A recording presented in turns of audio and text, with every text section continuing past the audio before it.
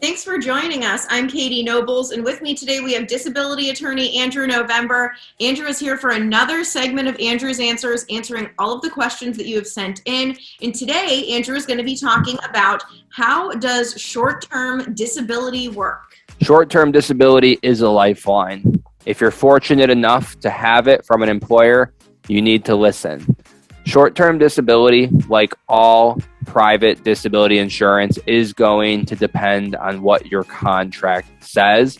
However, there are some things that I've seen repeat often enough that I can tell you this is probably how it is. Well, the first thing is short-term is short, meaning it's for a limited duration. The average short-term disability policy is going to cover you for 6 months or 26 weeks, but I have seen it maybe 25% of the time be as short as 3 months or 12 weeks. So again, it's for a short duration. This is why it's important to also have long-term disability, because almost every long-term disability policy I've seen has a 6-month elimination period.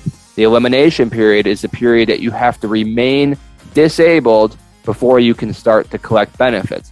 So if your elimination period for your long-term disability case is 6 months, that means you don't get a penny until your 6 months waiting period is over, and then your long-term disability will start. So the idea is to have short-term disability bridge that gap. However, not everyone is going to be disabled for a long term.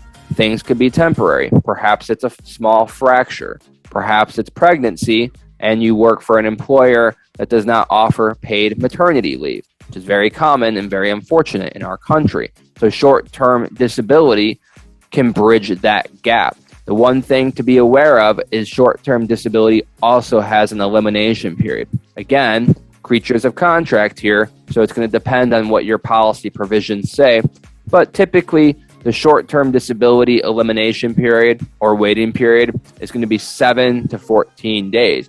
That does mean you might have to go an entire pay period without a check, which I know is not going to be easy for many people. But at least we know that once you get over that 7 to 14 days, your benefits will continue. Now, how much are you going to get?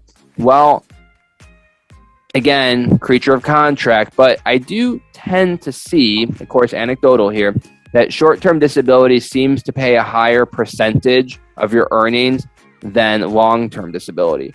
Short-term disability sometimes will pay 100%, meaning you'll just get your full wages during the short-term period. However, I have seen it go down to 60%. So again, check your policy.